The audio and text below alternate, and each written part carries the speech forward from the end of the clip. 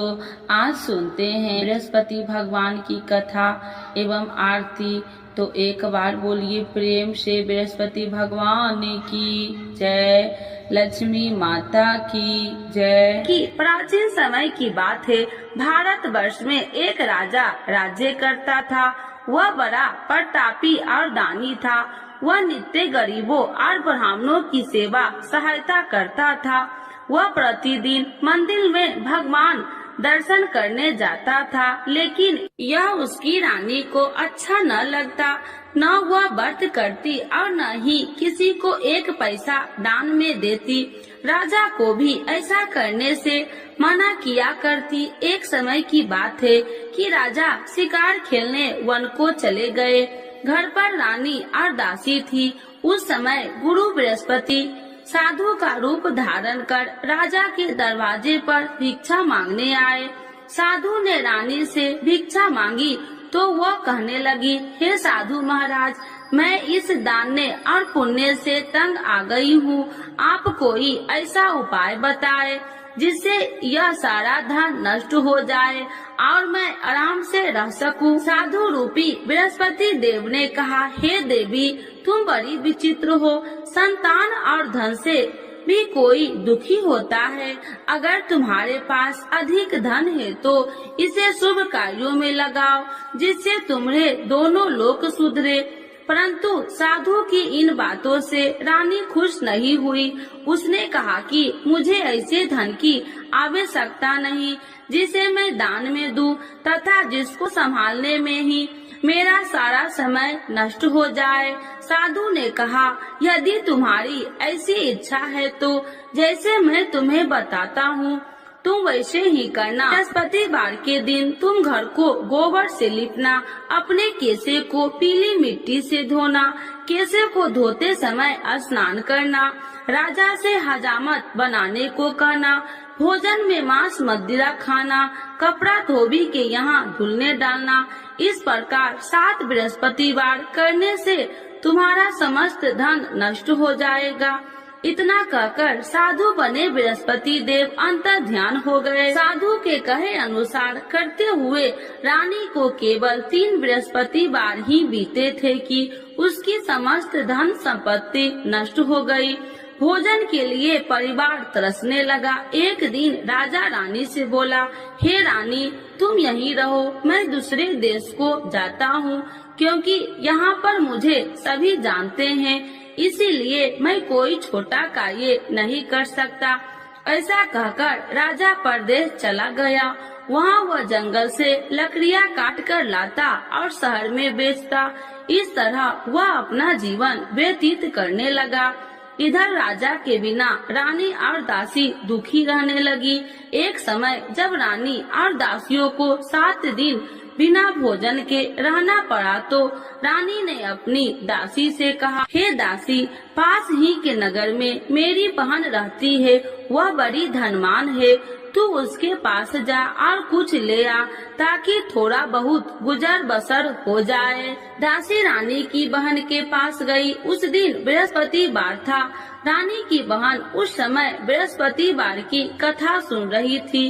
दासी ने रानी की बहन को अपनी रानी का संदेश दिया, लेकिन रानी की बहन ने कोई उत्तर नहीं दिया। जब दासी को रानी की बहन से कोई उत्तर नहीं मिला तो वह बहुत दुखी हुई। उसे क्रोध भी आया। दासी ने वापस आकर रानी को सारी बात बता दी। सुनकर रानी ने अपने भाग्य को कोसा। उधर रानी की बहन ने सोचा कि मेरी बहन की दासी आई थी, परंतु मैं उससे नहीं बोली, इससे वह बहुत दुखी हुई होगी। कथा सुनकर और पूजन समाप्त कर वह अपनी बहन के घर गई और कहने लगी, हे बहन, मैं बृहस्पतिवार का व्रत कर रही थी, तुम्हारी दासी गई, परंतु जब तक कथा होती है तब तक न उठते हैं और न ही बोलते हैं, इसीलिए मैं नहीं बोली। कहो दासी क्यों गई थी? रानी बोली, बहन, हमारे घर अनाज नहीं था। ऐसा कहते कहते रानी की आंखें भर आई। उसने दासियों समेत भूखा रहने की बात भी अपनी बहन को बता दी। रानी की बहन बोली, बहन देखो, बृहस्पति देव भगवान सबकी मनोकामना पूर्ण करते हैं। देखो शायद तुम्हारे घर में अनाज रखा हो। यह सुनकर दासी घर के अंदर गई तो वहाँ उसे एक घड़ा अनाज का भरा मिल गया। उसे बड़ी हैरानी हुई क्योंकि उसे एक बर्तन देख लिया था। उसने बाहर आकर रानी को बताया। दासी रानी से कहने लगी, हे रानी, जब हमको भोजन नहीं मिलता तो हम व्रत ही तो करते थे, इसीलिए क्यों न इनसे व्रत और कथा की विधि पूछ ली जाए, हम भी व्रत किया करेंगे। दासी के कहने पर रानी ने अपनी बहन से बृहस्पतिवार व्रत के बारे में पूछा। उसकी बहन ने बताया, बृहस्पतिवार के व्रत में चने की दाल और मुनक्का से विष्णु भगवान का केले की जड़ में पूजन करे तथा दीपक जलाए, पीला भोजन करे तथा कथा सुने। इससे गुरु भगवान प्रसन्न होते हैं, मनोकामना पूर्ण करते हैं। व्रत और पूजन की विधि बताकर रानी की बहन अपने घर लौट आई। रानी और दासी दोनों में निश्चय किया कि बृहस्पति देव भगवान का पूजन जरूर करेंगे। 7 रोज बाद जब बृहस्पतिवार आया तो उन्होंने व्रत रखा। घुड़सार में जाकर चना और गुड़ बिन लाई तथा उसकी दाल से केले की जड़ तथा विष्णु भगवान का पूजन किया। अब पीला भोजन कहाँ से लाए? दोनों बड़ी दुखी हुई, परंतु उन्होंने व्रत किया था, इसीलिए बृहस्पति देव भगवान प्रसन्न थे।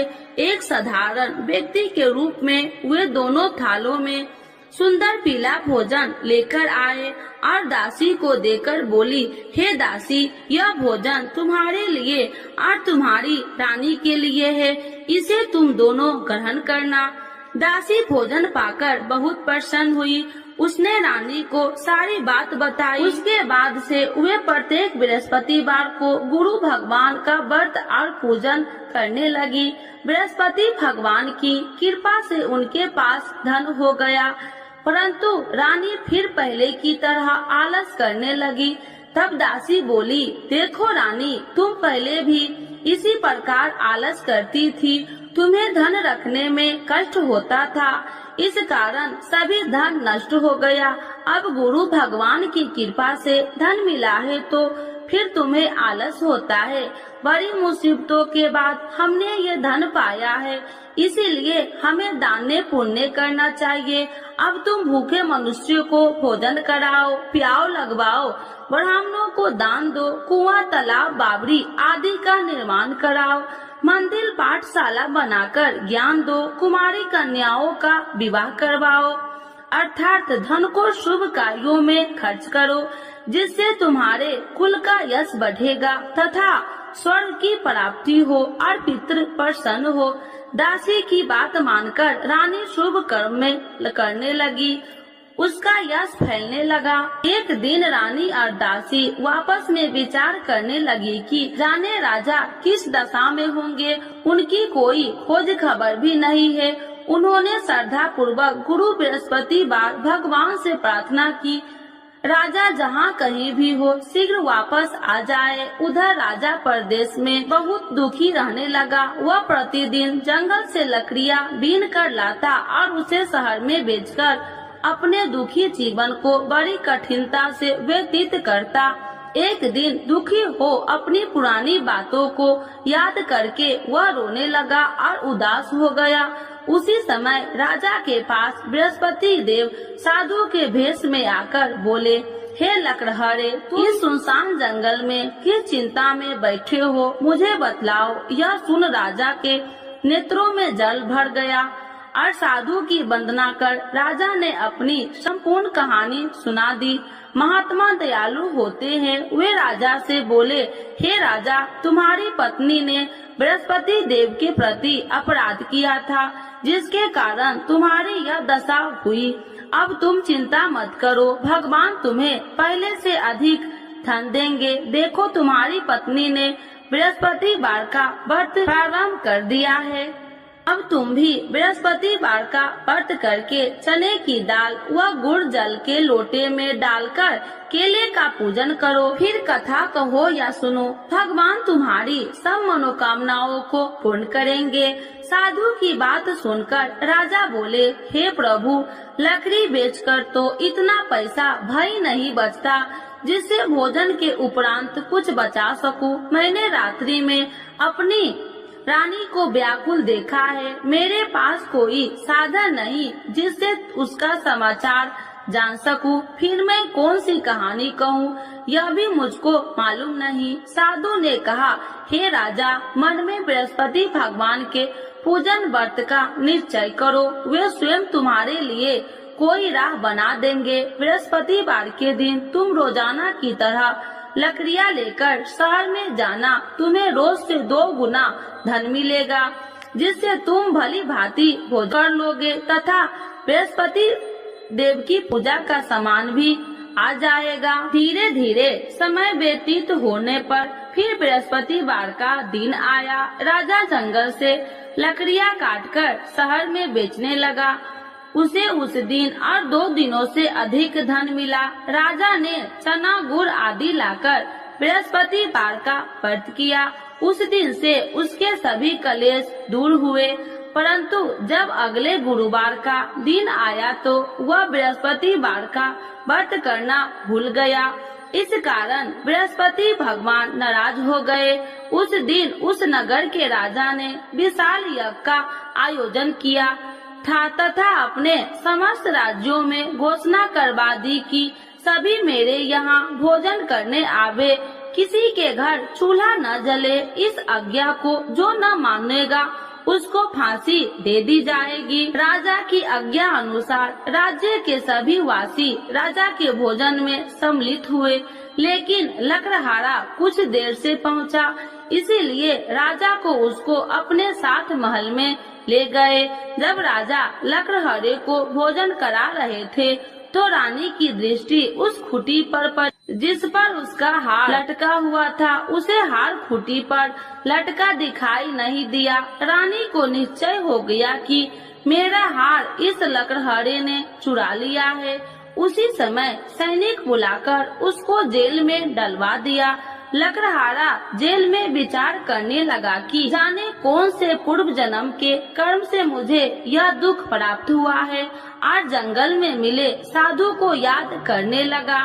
तत्काल बृहस्पति देव साधु के रूप में प्रकट हो गए और कहने लगे, अरे मूर्ख, तूने बृहस्पति देवता की कथा नहीं की, इसी कारण तुझे यह दुख प्राप्त हुआ है। अब चिंता मत कर, बृहस्पतिवार के दिन जेल खाने के दरवाजे पर तुझे 4 पैसे पड़े मिलेंगे।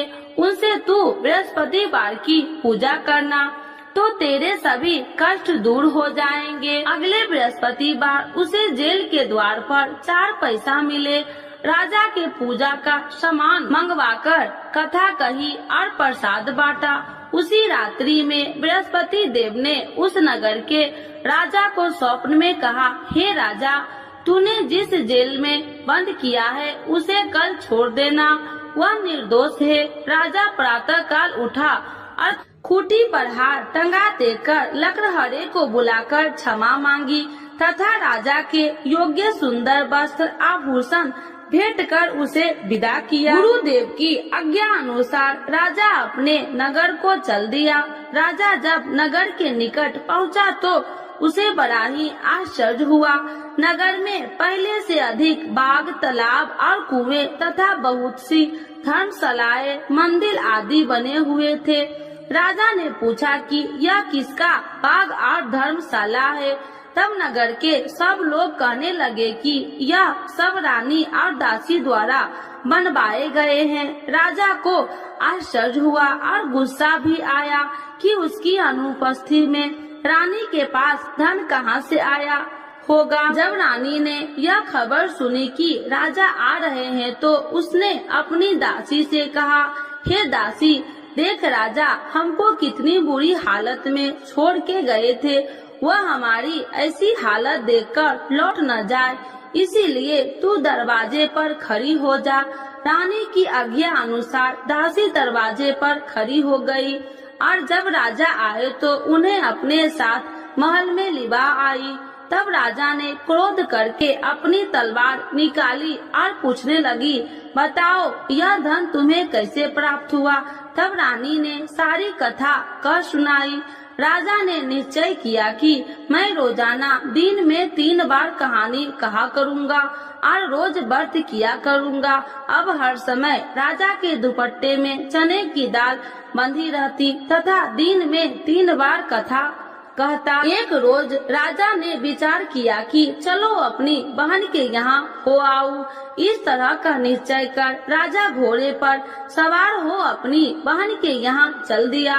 मार्ग में उसने देखा कि कुछ आदमी एक मुर्दे को लिए जा रहे हैं। उन्हें रोककर राजा कहने लगा, अरे भाइयों, मेरी बृहस्पतिवार की कथा सुन लो। वे बोले, लो हमारा तो आदमी मर गया है, इसको अपनी कथा की पड़ी है। परंतु कुछ आदमी बोले, अच्छा कहो, हम तुम्हारी कथा भी सुनेंगे। राजा ने दाल निकाली और कथा कहनी शुरू कर दी। जब कथा आदि हुई तो मुर्दा हिलने लगा और जब कथा समाप्त हुई तो राम राम कह के वह मुर्दा खड़ा हो गया। राजा आगे बढ़ा, उसे चलते चलते शाम हो गई। आगे मार्ग में उसे एक किसान खेत में हल चलाता मिला। राजा ने उसे कथा सुनने का आग्रह किया, लेकिन वह नहीं माना। राजा आगे चल पड़ा। राजा के हटते ही बैल पछाड़ खाकर गिर गए तथा किसान के पेट में बहुत जोर से दर्द होने लगी। उसी समय किसान की माँ रोटी लेकर आई।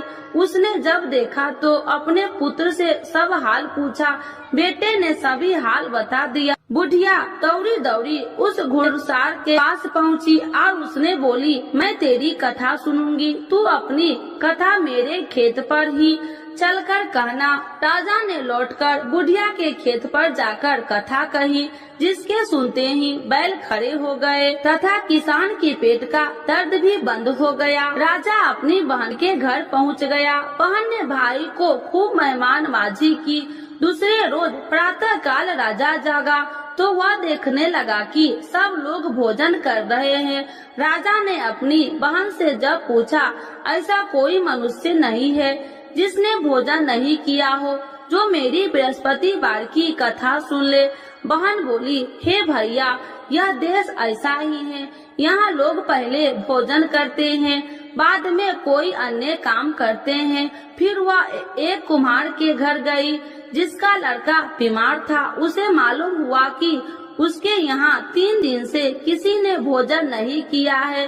रानी ने अपने भाई की कथा सुनने के लिए कुम्हार से कहा। वह तैयार हो गया। राजा ने जाकर बृहस्पतिवार की कथा कही, जिसको सुनकर उसका लड़का ठीक हो गया। अब तो राजा को प्रशंसा होने लगी। एक दिन राजा ने अपनी बहन से कहा, हे बहन, अब मैं अपने घर जाऊंगा, तुम भी तैयार हो जाओ। राजा की बहन ने अपनी सास से अपने भाई के साथ जाने की आज्ञा मांगी। सास बोली, हाँ चली जा, मगर अपने लड़कों को मत ले जाना, क्योंकि तेरे भाई के कोई संतान नहीं है। बहन ने अपने भाई से कहा, हे भैया, मैं तो चलूंगी, मगर कोई बालक नहीं चलेगा। अपनी बहन को भी छोड़कर दुखी मन से राजा अपने नगर को लौट आया। राजा ने अपनी रानी से सारी कथा बताई और बिना भोजन किए वह सैया पर लेट गया। रानी बोली, हे प्रभु, बृहस्पति देव ने हमें सब कुछ दिए हैं, वे हमें संतान और व्यस देंगे। उसी रात बृहस्पति देव ने राजा को स्वप्न में कहा, हे राजा, उठ, सभी सोच त्याग दे, तेरी रानी गर्भवती है। राजा को यह जानकर बड़ी खुशी हुई। 9वें महीने में रानी के गर्भ से एक सुंदर पुत्र पैदा हुआ। तब राजा बोला, हे रानी, स्त्री बिना भोजन के रह सकती है, परंतु बिना कहे नहीं रह सकती। जब मेरी बहन आए तो तुम मुझसे कुछ मत कहना। रानी ने हाँ कर दी। जब राजा की बहन ने यह शुभ समाचार सुना तो वह बहुत खुशी हुई तथा बधाई लेकर अपने भाई के यहाँ आई। रानी ने तब उसे आने का उलाहना दिया। जब भाई अपने साथ ला रहे थे तो तब टाल गई, उनके साथ न आई और आज अपने आप भागी भागी बिना बुलाए आ गई।